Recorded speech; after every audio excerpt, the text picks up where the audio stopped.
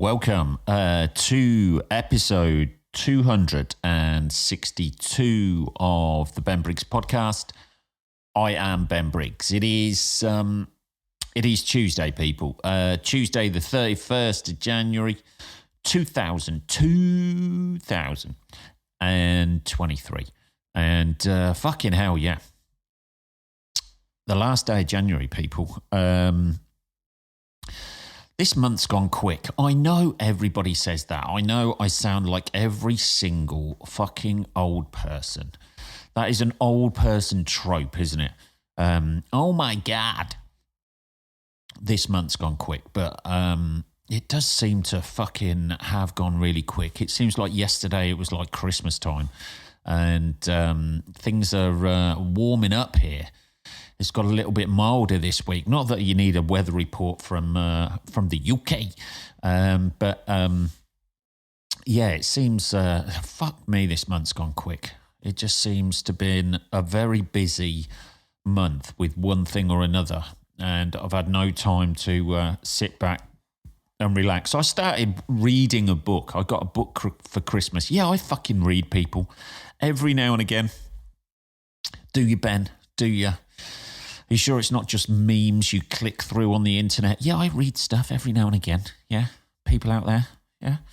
I got a book, the Billy Connolly book, Windswept and Interesting, for Christmas. I started reading that on the 1st of January, and I thought, I'm going to be one of these wankers. Not that I really had any New Year's resolutions, but I thought I'm going to become one of these wankers who smugly reads a book a month.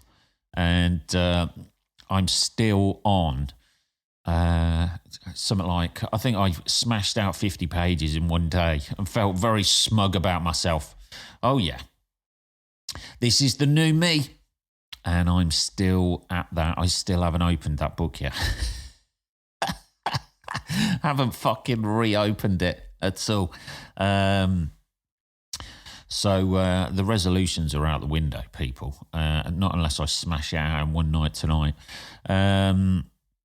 Anyway, yeah, so we're at the end of the month already, cracking on towards February now, and then March, and it'll be summertime again. I hope we have a nice summer like last year. Anyway, so let's get back to what we were talking about last podcast, shall we? Or what I was going to cover last podcast. You know why it is I haven't been reading books? Because I've been rinsing my mind with documentaries recently. I watched the on BBC iPlayer. This may not be available to our foreign listeners. I'm not sure. People outside of the United Kingdom, the greatest of Britons. But I watched a documentary on BBC iPlayer, The House of Maxwell. I imagine they couldn't call it Maxwell House because we have a brand of coffee in this country called Maxwell House. Do we still have that? Is it still around? I don't know. We used to. I know they used to do like sleazy fucking adverts where it was like, it was like a couple in the 80s. And it was almost like it was like a rom-com sort of, some marketing executive clearly had the idea to run it as consecutive adverts about a couple getting together. I'm sure that was Maxwell House. Let's have a Google. Just in case people are screaming at the podcast now going, you fucking idiot. It was something else. House advert couple. Let's have a look at this. Gold blend. Nescafe Gold blend. What a fucking... Yes, and you rightly did. You rightly have been screaming at the podcast. Hey, maybe my memory is starting to go. Maybe the months aren't really going that fast. Maybe it's just I'm forgetting them. Nescafe Gold blend advert. Anthony Head. Oh, yeah. Yeah, it was like a couple. They were running. I've never seen an advert like that before where they sort of carry it on from one stage to the next. It's all about a couple getting together to advertise coffee. That's never been done before, has it? Use love to advertise to get people's money out of their pockets and buying shit. Holy fuck. Talking of which, Valentine's Day's coming up. It's going to be a fucking cheap one for Belly Boy this year. Anyway, ignore all that, what I just said. That nonsense about it being a house of Maxwell House. I watched the documentary. Let's get back to that, shall we? Let's ignore the mistakes I've just made with regards to that, and get back to what the initial concept of what I was going to talk about was the documentary, The House of Maxwell. Now, this is all about, obviously, now celebrity paedophile Ghislaine Maxwell, and celebrity paedophile, that doesn't sound good. I don't know, what sort of show would she be on? Wrong Love Island? I don't know.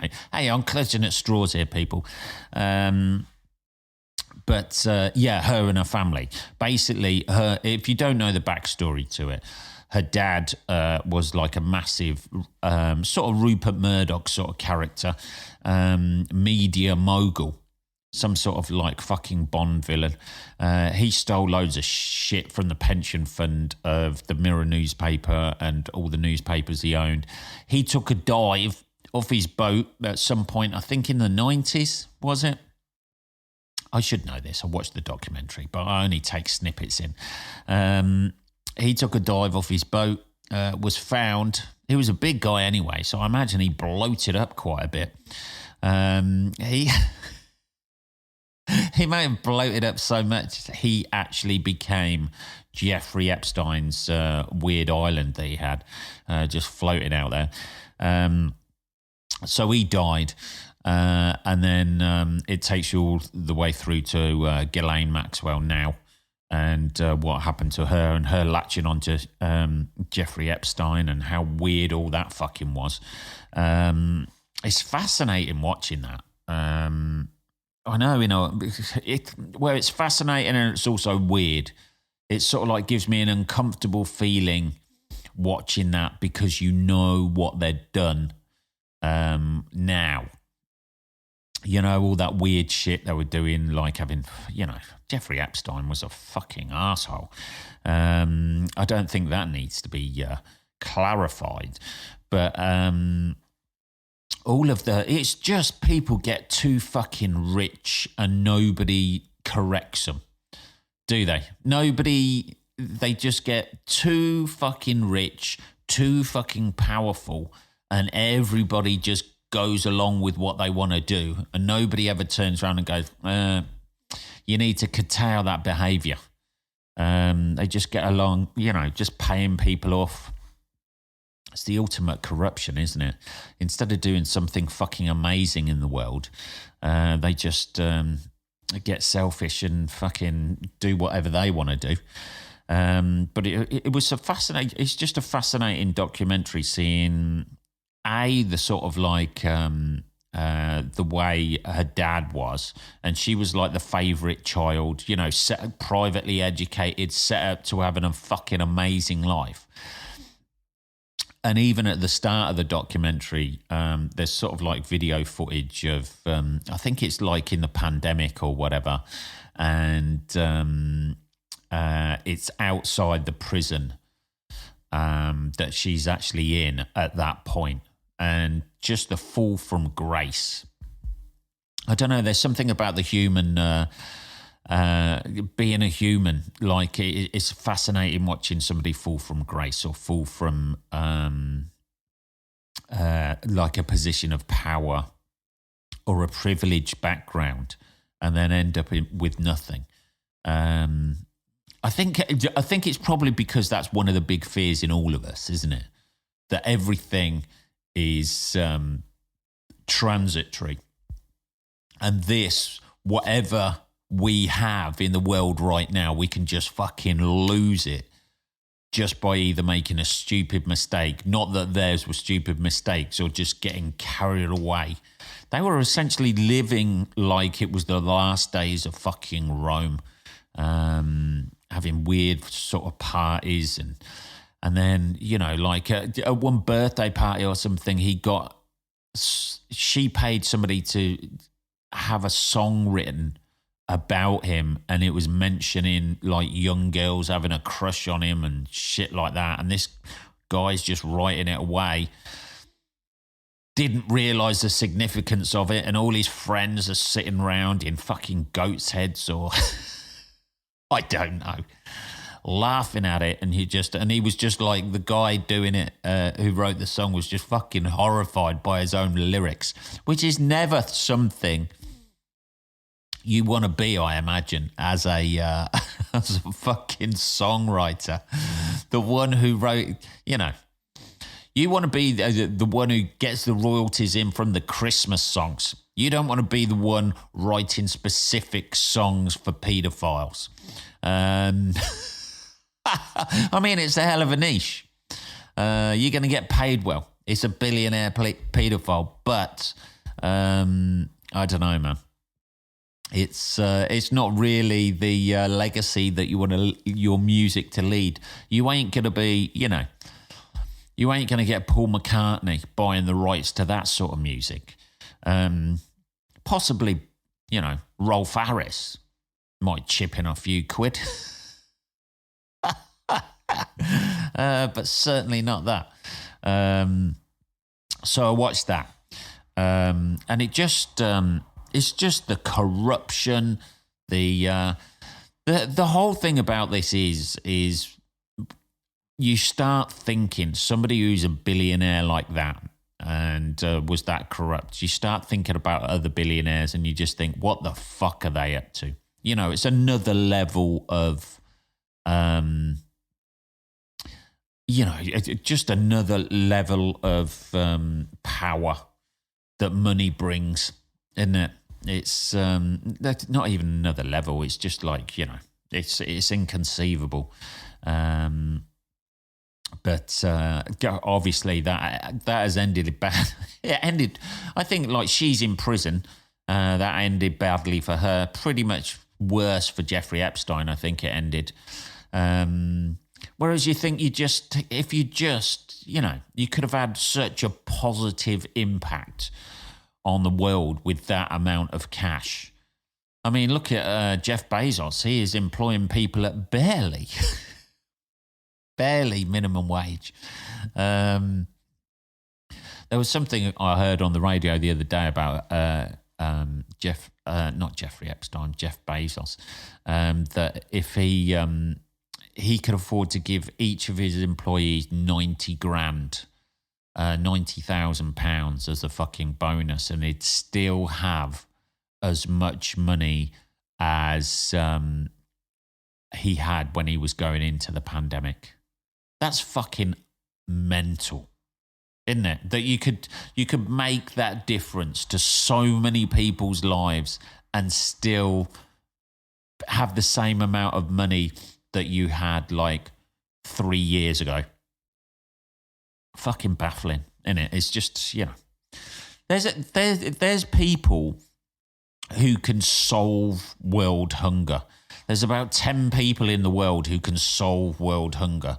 If the 10 richest people in the world put their heads together and their cash together and decided to do it, they could end it.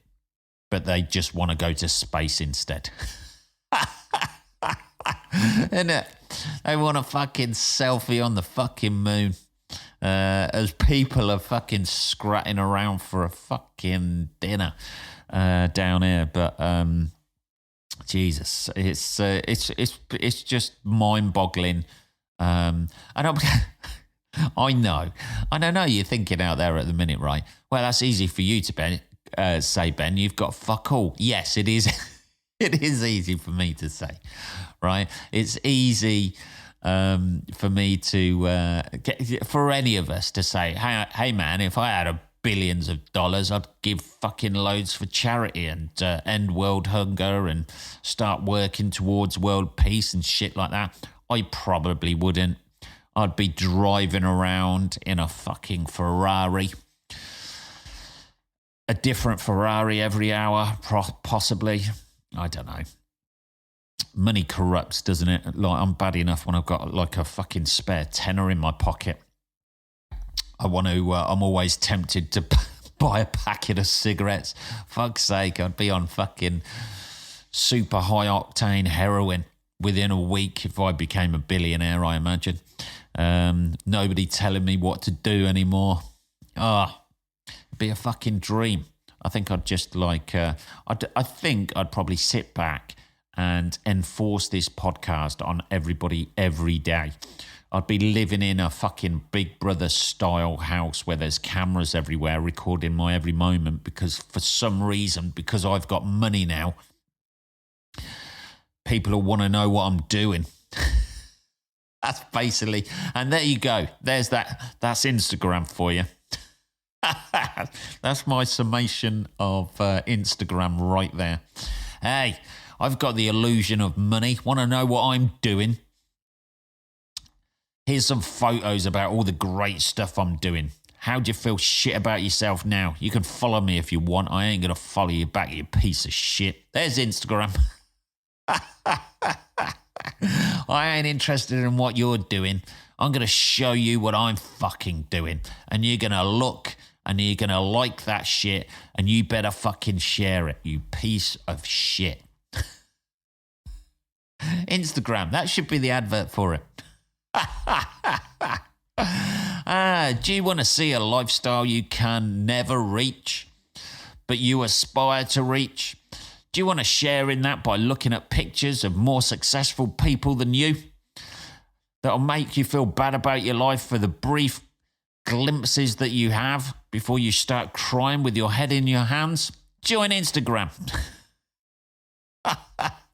Somebody ought to set up a fucking account where it's just like everyday life going wrong. You know, just shit. Somebody takes a picture of the last, the pot of tea bags, and it's the last tea bag and it's fucking split. Oh, that's brutal, isn't it? Talking of which, let's have some tea.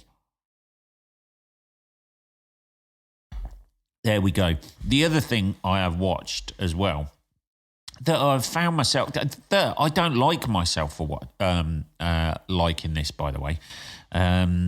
Not that I'm like myself particularly for watching the House of Maxwell thing, but it was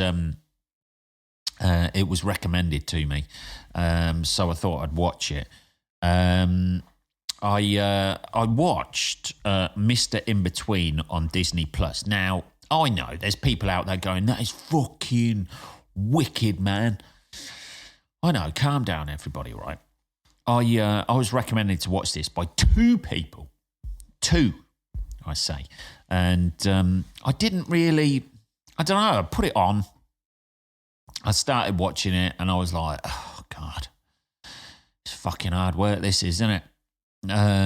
Sitting there, not a lot's happening. It's all right. But I tell you what, man. I am on the second season now. I have rinsed through about 9 episodes, 10 episodes, and back to back. I know, that's a lot of time. What's that, about 4 or 5 hours? Something like that. Every episode's about 20 odd minutes. So, and it's just grown on me. And the annoying thing about it, and the weird thing about it is, and this is why I don't like myself, I don't even know why I like it. I can't pinpoint what I like about it. I just like it.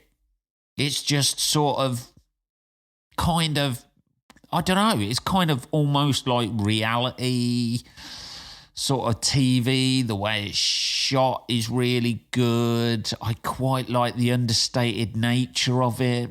Not loads of stuff kind of happens. If you haven't seen it, it's about stuff happens in it, but it's not like massive explosions and fucking, the humour is, there's humour, it's kind of dark humour, but it's not constant. I find it hard to pin down why I actually fucking like it, but I'm clearly enjoying it.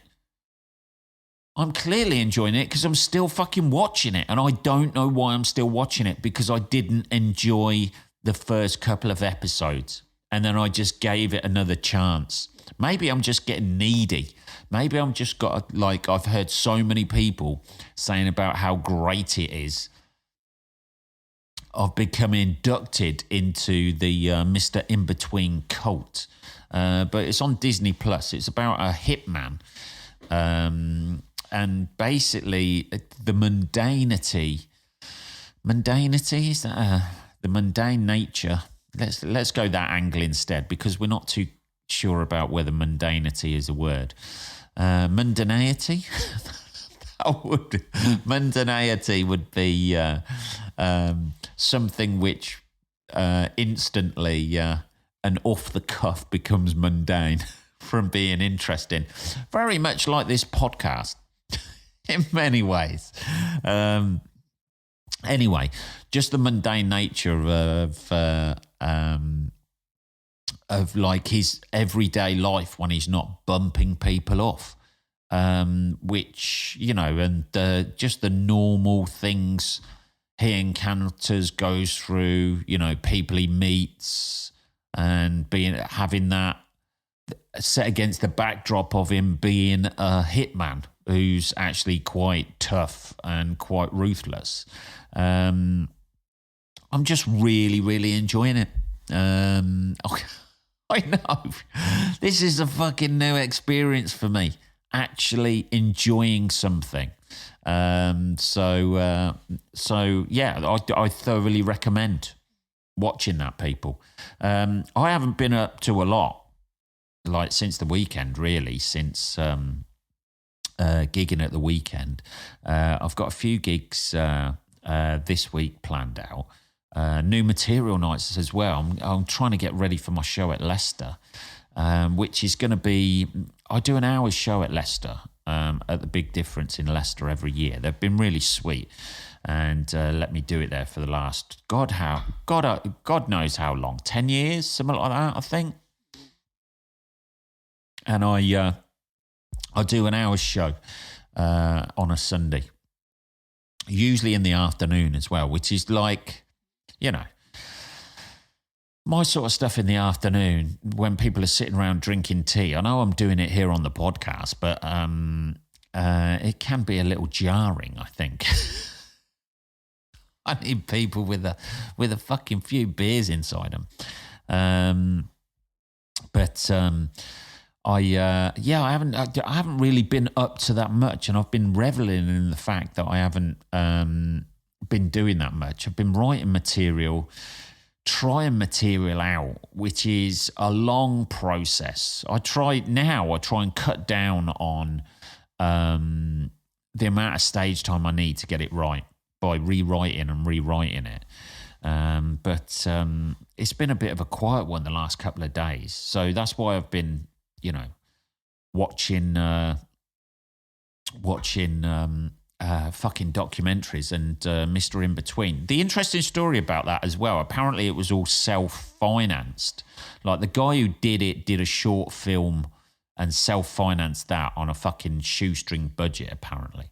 And then he self-made, wrote, and I don't know if he's directed it, but like, I know he's written, starred in it, and done the whole series, and then apparently it got picked up, and it's been picked up for a second season as well. So there is a sort of like rocky underdog story that I like to see. And he's like about 52, 53. So like, but it's just, I just like the understated nature of the acting in there. There's nothing over the top. He's quite an understated character in it. And if you like anything like that, it kind of reminds me, it's got the same sort of pacing as The Detectorists. I know it's totally different themes. Like, one's metal detector people and the other, I'm sure they've got a collective noun for them. And the other one is like a hitman. Obviously, it's very different, but the pacing seems to be very similar.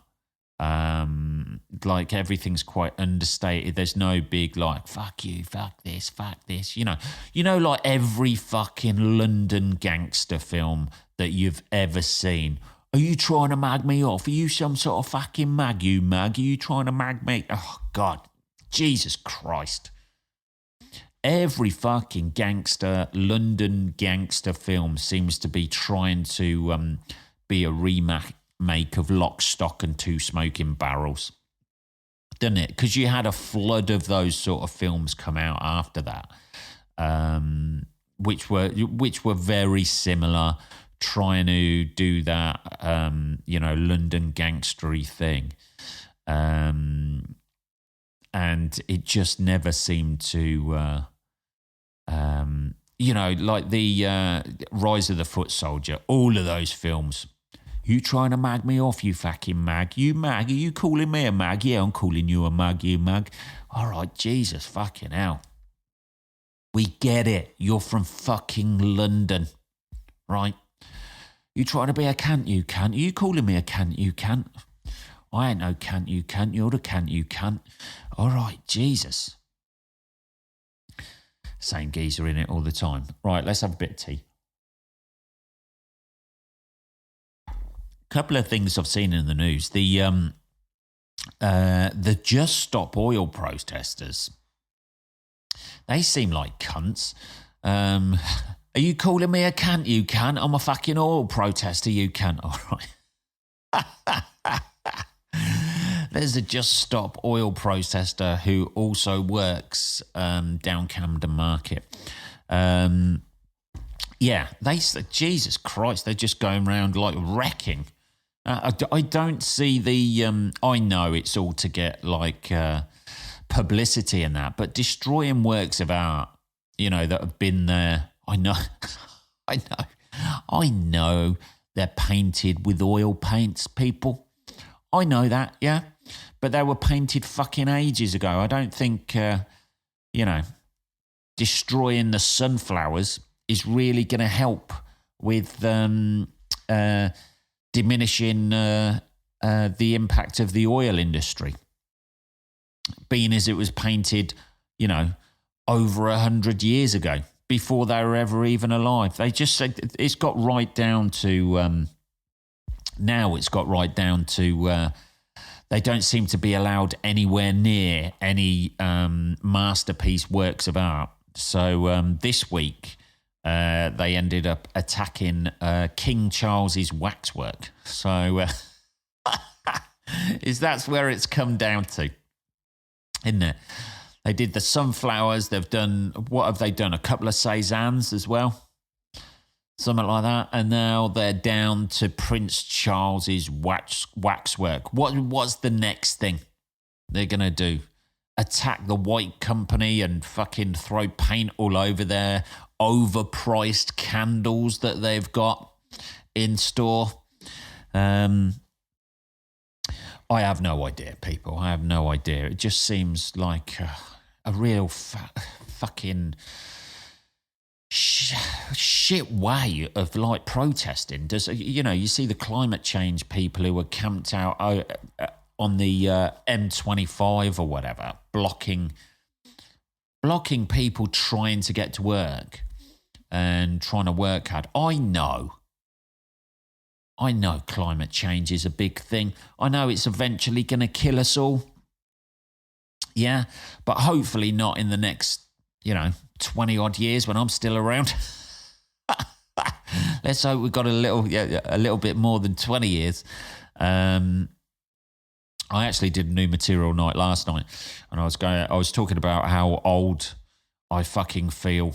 The audience were very young, 20s, and it's a weird thing getting older because you're suddenly old.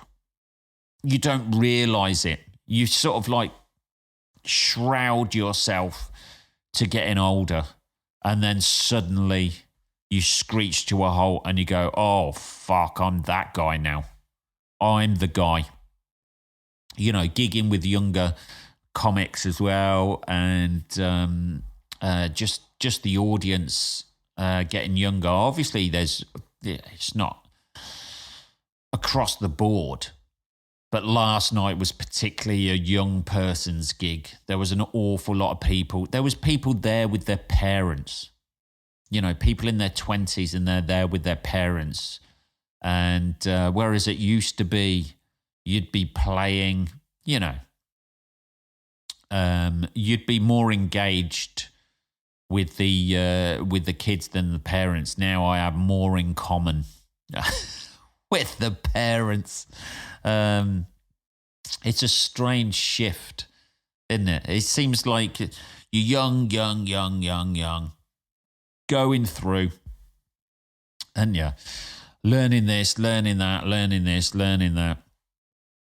Start having a few ideas for yourself. You get all the way through in your 30s.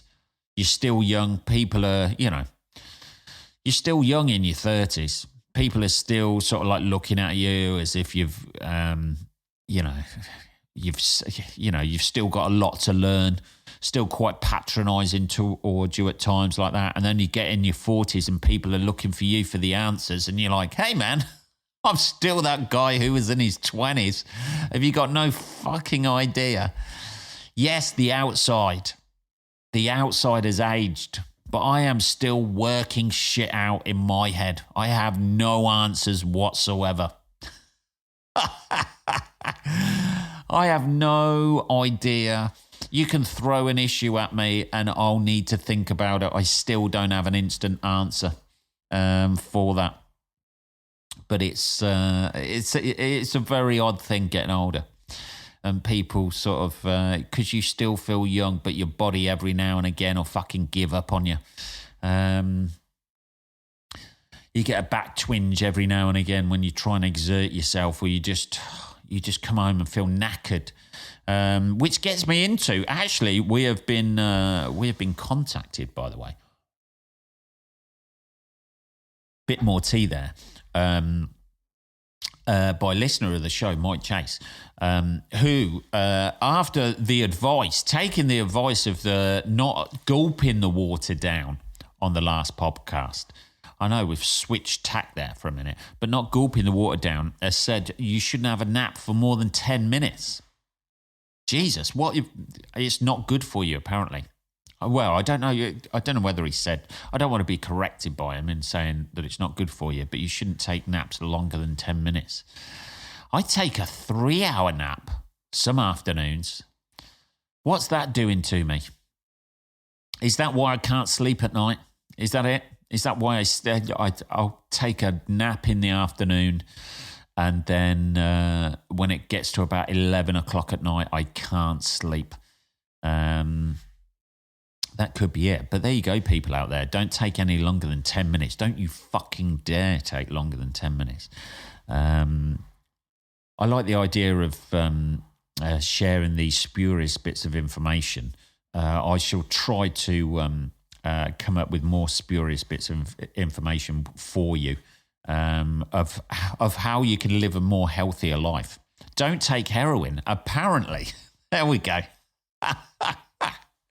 Apparently, if you take heroin, it can actually be quite bad for you. So you take that life hack right there.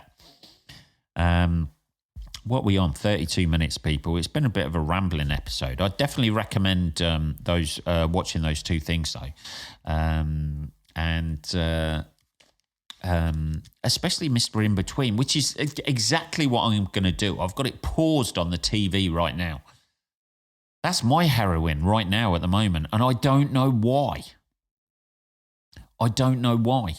I'm like somebody who's fucking had a horrible childhood, and then a hypnotist has made me forget about it, and then suddenly I'm hooked on heroin, and I have no idea why I've been hooked on heroin, because I've forgotten of all the past trauma I've had. So I've got no idea why I'm liking it. I still haven't. I just like the pacing of it.